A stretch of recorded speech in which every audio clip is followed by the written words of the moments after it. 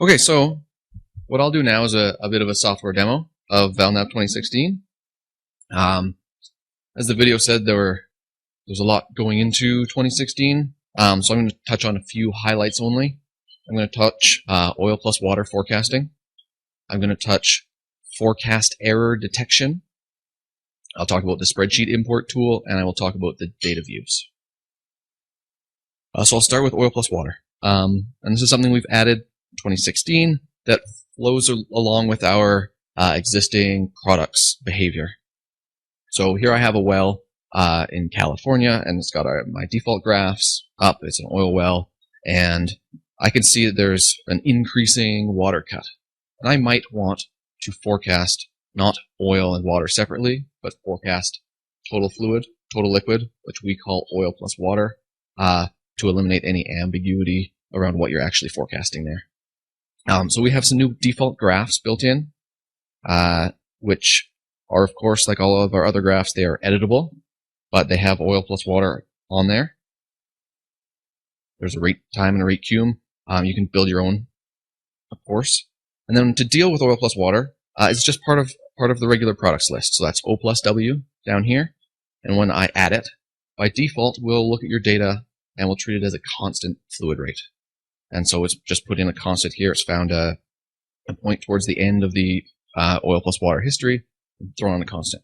But what's good about this is that you can go beyond a constant and do a decline or a manual forecast, which is something you hadn't been able to do in Val Nav before. So if you have a changing total fluid rate because of a water flood, or you're doing a pump capacity change or something like that, this is your way to model that. So I hit add decline.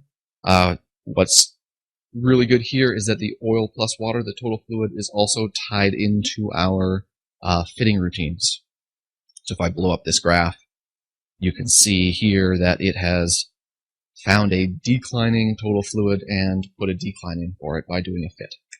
So that's, a nice little tie-in to the rest of Val Nav's behavior. And I hope that oil plus water is a useful tool for doing some of your evaluations. The introduction of oil plus water introduced a new error condition in Val Nav. Because oil and water are involved, is a bivariate formula.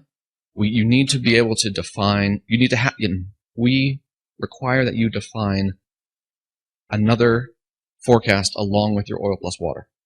So you can say, here's my total fluid and here's my oil, and we'll calculate out the water, or you can do oil plus water and water and we'll do the oil, or we'll treat any of the oil and water ratios.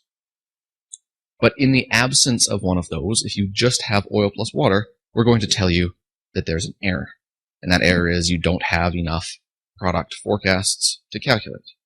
So that's a pretty logical thing. Makes sense with what we have to forecast. You've probably seen our other errors that we have, like incompatible decline parameters, where you're doing a decline but your start and end rates are inclining. So we know that these sort of errors are seen and sort of sneak into databases over time. And what we thought we would do is make it easier for you to find those and clean them up. So we put in a new filter. If I go up here to the filters and say filter well list, I've got I don't have a saved filter. But under the declines section, I have decline has error. I'm just going to leave the defaults here. It's true. And when I run this filter, it's going to take me to all of the wells where I have errors. So I have this new oil plus water missing a product error. I have this well that I've set up to have the incompatible parameters error, which is here. And I have this one, which is a missing product. So I've put on a ratio, a constant ratio, but I have not forecast the corresponding product for that. So we're telling you again, this is an incomplete forecast. So this is not earth-shattering, I would say, but it is a nice little tool to help you keep your databases clean, make sure that all your forecasts are correct.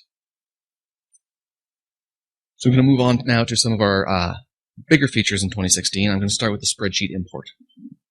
So if you have been using Val Nav for a while, you may have come across our custom import, which was a tool that would let you bring in wells and well header information, production history, and forecast arrays. And what we've done with that is take that from that fairly simple tool into a really sophisticated spreadsheet import tool. And what we have done is open it up to all of the data in Val Nav. So it's not just those few things that you could do before, but we've opened it up to your cap costs, your op costs, your ownership, prices, your plant gas data. If you have this stuff in a spreadsheet, you can now bring it into Val Nav. So I'll do a quick demo of that. I have a spreadsheet here with some sample data. And the first thing I'm going to do is bring in interests. I have a tab, a sheet in that spreadsheet for interest data, and I have these wells listed, and I have a working interest in NRI for each of them. And if I hit import, it's going to import the data for those wells, as you would expect. So I'm going to clear my forecast errors filter here and come to some of these wells, and I'm going to go look at the interests and royalties. And you can indeed see that those interest numbers that I had in the spreadsheet are now in my database. So, nice and easy tool to get more data into Val Nav more easily. And there's more to the spreadsheet import than that. The second thing that's really cool here is the ability to import what we're calling import by proxy. So imagine your accounting department or someone gives you a list and they say, these are all the plants that we have wells going to, and this is the cost at each plant. And they send that to you in a spreadsheet. What you have to do today is figure out which wells you have that go to that plant and make a list and build all these lists and maintain them and make sure that they're the same, and it's a headache. So importing by proxy takes that away. So I have op cost by plant here, and I have 3 plants in this spreadsheet.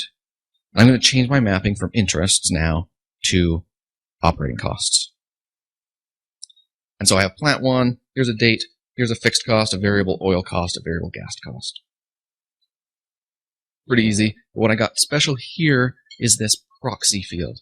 So I have pointed it to a custom field in my database called plant. And for every well that has that custom field populated, if a matching value is found in the spreadsheet, it will populate that well. So the plant is now a proxy to your wells. So by taking this very simple spreadsheet and importing, I'm actually going to update several dozen wells in this example very easily without having that headache of maintaining well lists and knowing what's in there and possibly missing something. And I'll actually move now to my plant hierarchy. I have those same 3 plants, plant 1, plant 2, plant 3, set up. If I look at the wells, and I look at the operating costs, you'll see that those operating costs have come in from 3 lines in that spreadsheet to 30 or so wells here very easily. A few other interesting things to tell you about the spreadsheet import. When I had done that operating cost import, I left the defaults in place, which is to bring it into the working plan and base. I can choose different reserves categories if I want. I can also map it in the file itself, so that if I have different data for different rescats in the file, I can bring those in at once. You can control how much you preview and how many header rows you have. You can control which units you bring in for the data. And this little section down here, this is normally hidden behind this gear. This is our data integrity control. So the options you see here are merge, replace, and replace all. So in merge mode, it's going to merge the data in the spreadsheet into the data you already have in Val Nav. In replace and replace all, these have slightly different semantics. This replace will replace the data that it finds wholesale. So if I had a fixed op cost, it doesn't care what dates were there, it will wipe those dates and replace it with these ones. Now replace all will remove all of the op costs that are there and bring in this set. So I call these our data integrity tools, because this is the way you say, I have some data in an external system. I don't care what I have right now in Val Nav. I need to make it match. I'm going to say replace all, and I know that I have dropped what was in Val Nav and replaced it wholesale with this stuff, therefore keeping these two systems in sync.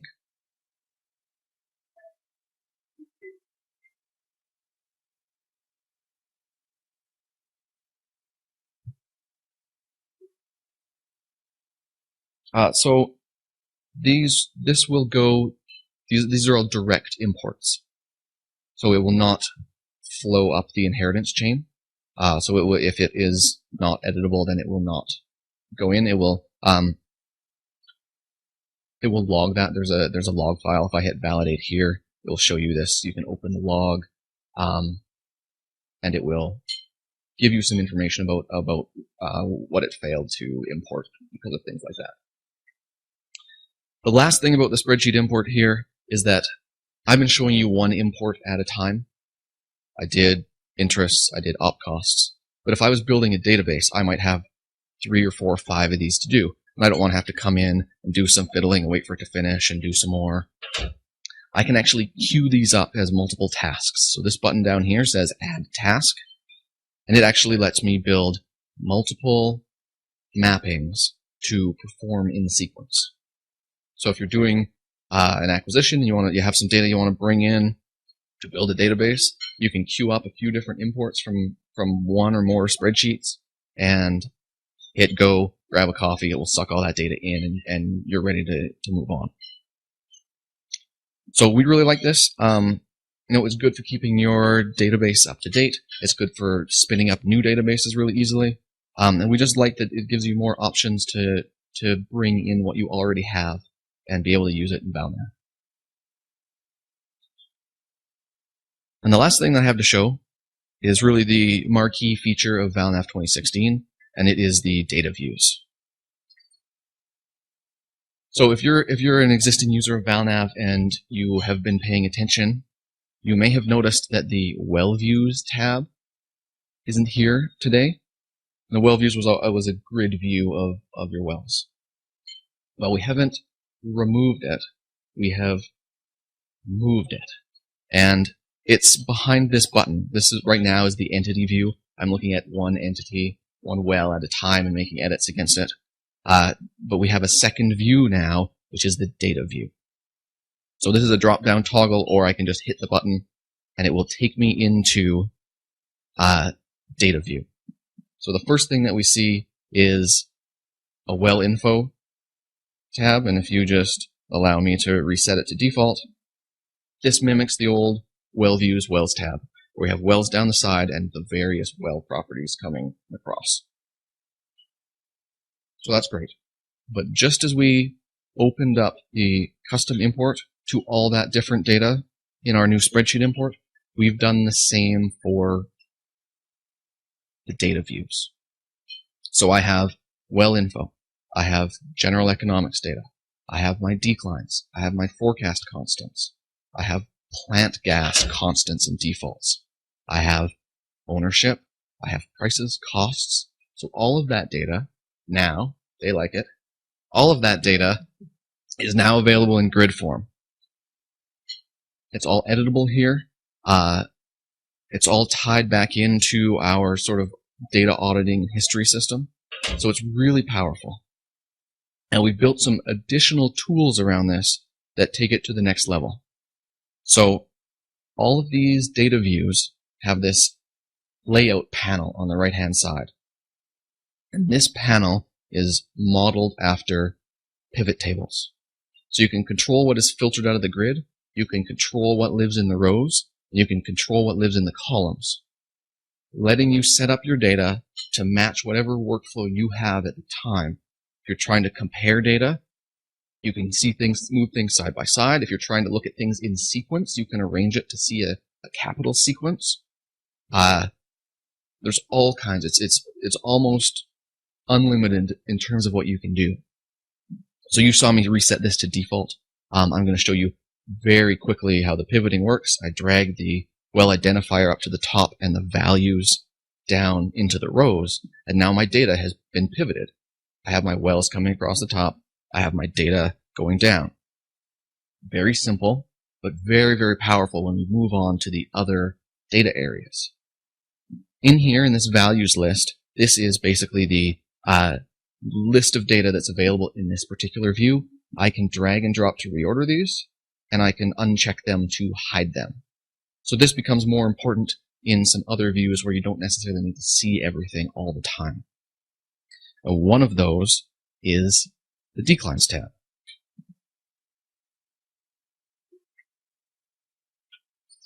So I'm going to reset this one to default as well.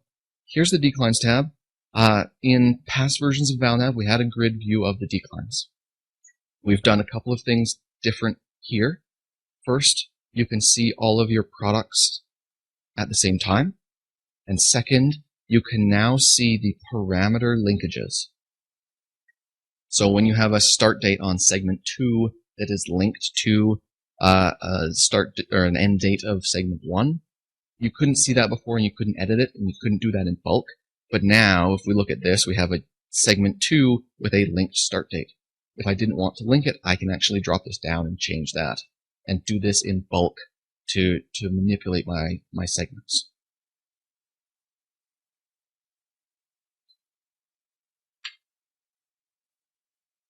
So just to simplify this view a little bit, I'm going to hide some of the values here. I'm just going to look at a few decline parameters: the initial rate, slope, and the exponent. And so that's just a very, very quick view just to make it easier to see. But I'm going to show you some of the power of pivoting here. So the first thing I want to do is take the product up to the top. And what this tells me very quickly is that I only have gas. They're all gas wells, I knew that already, but if I had seen multiple products, even though they weren't visible, I didn't have to scroll to find that out. I can pivot to examine what exists. And I can take it a step further. I can drag my segment index up. And now I have a one-line report, basically, that is my decline parameters. And what's cool about these data views as well is that any of them, at any time, you can hit this button and open them in Excel. So if you did have a need to make a one-line decline parameter report, I just showed you how. You can take that, do whatever you want with it. You can make edits here and paste them back in, and we'll pick up where the differences are, and you can save them back to your wells, including start date.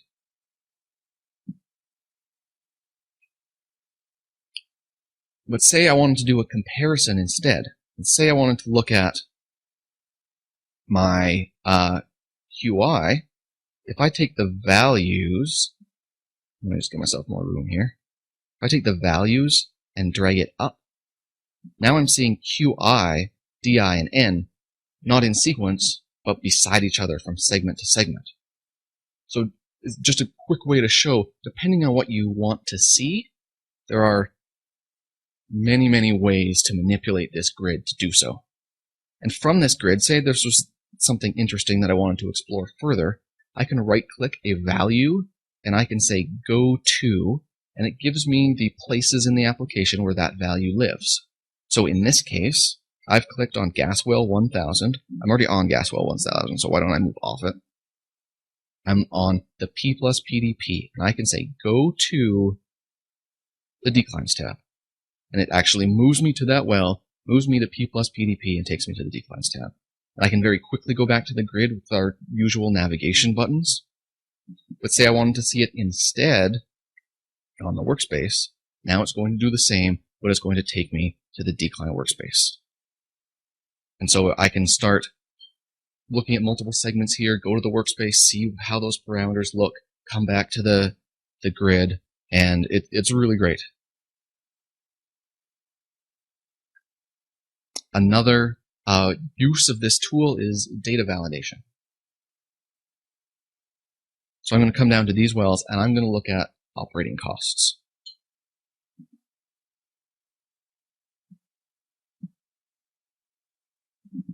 And this behaves as our old well views did, where it responds to your folder selection. So If you know what that means, if I sit at the top folder, it will show me all the wells under that folder. If I move down to a subfolder, it shows me just those wells. So you can very easily, by using our existing hierarchy, give yourself some context in your analysis. I'm going to come down to this plant 4 that I didn't import any data before and just show you what we have. We have those same fixed and 2 variable costs. And for all of these wells, they have the same values. So this is good. I'm doing data validation. They've all gone to plant 4, and I can scroll through and I can see there's no changes. That looks good. But let me show you something. I'm going to show you something in 2 different ways. I'm going to take the reserves category and I'm going to drag it across the top. And where I thought I had a complete set of matching data, by seeing my rescats side by side, I can now see that there are wells where some of this data is missing. This is what I call a data gap, right? So just by a quick manipulation, I identified where rescats were missing on these wells. If I actually go to those wells, I can see that I don't actually have a case defined in my PDP. I just have it in the P plus PDP. So that's nice. Another way to do that is a tool in this little drop down where you can control the dimension of the reserves category. And that's in moving from inputs only view to show gaps. So without having changed it and laid it out any differently, when I say show gaps and click off, it introduces rows where there are gaps against that dimension. So the same 3 wells have been highlighted and opened up to show you that there are problems there and to give you a place to correct them by copying, pasting, or typing in your own values there. So all you would do, I would come here, I'd say, you know what, that op cost is missing. I'm going to paste it in. It highlights it in green when it's a valid edit. If it is red, then it's an illegal value. It's a negative number where you're not allowed that or something like that. And I'll hit save, and it will actually go to that well, override that rescat if necessary, and put the data in place. So what I really like about this is that there are multiple ways to do things, and that tells me how flexible and powerful it is. And it's so quick to see things and fix them and make sure that you're happy with your data and you can move on. A couple other little things. This is, of course, fully sortable and filterable. So when I sort, it will sort on the true values. It will break any merging that we do by default. And I can do filtering. I can do value selection style filtering. I can also do conditional filtering. So a conditional filter is more interesting on something where the values are different. But if I want to see just my large wells, I don't know what a large number is in this database, I can put on a filter, and now I'm going to see just the wells over 100 MCF per day. So those are just a couple little quick tweaks. And again, in this context menu, you can flag interesting data. You can filter to selection. You can select the entity on the hierarchy, so without making any other changes. And you can do discontiguous selection now. So I can select this range of cells and this cell by holding the control key, and then do the same sort of things like filter to selection. So if I have a few data points that are scattered that look interesting that I know I need to dive into more, I can hold the control key while I select, and that will still work to perform all my other actions. And the last little thing to talk about here on the data views is the customizability of your tabs. So you see these tabs here, they have little plus buttons beside them. Plus buttons across the top. These are what we call tab groups. So you have tab groups across the top. You can add a new tab group, like so, and give it a name. And then it automatically adds a data tab down the side and asks you to pick a data area. So I'm going to say, I'm going to look at the interests. And I actually didn't import the interests in against these wells, so I'm going to come back just because we had done this earlier. I'd done that against some of these Colorado wells. And then these are the ones that I had brought in from the spreadsheet import earlier. So you can add tab groups and add tabs down the side. And when you make an edit to the layout, you can also save it as a template. So say I only wanted to see my working interests for whatever reason. I can save this as a template. I can save it locally, or I can save it on the network to share with my peers. So if there are things that only I want to do that I want to just quickly do, I can save those. But if I want to set up some corporate standards for doing quality control, or if I have different sets of custom fields that are available to different business units, I can set up those views and put them on the network so that everyone has access to them. So I'm going to just save this. And what you can do is, say I remove that tab, I remove that data view, and I decide I want to come back to that later for some reason. I can come in, I can reselect that same data area, and then I can just say apply template. And that has remembered my layout, it was just working interest, and puts it back in for me. If ever you're in this layout panel and you've gone too far and it's out of control, we always have on every view, you have a default view, so you can reset back to the normal out-of-the-box view that we provide for you.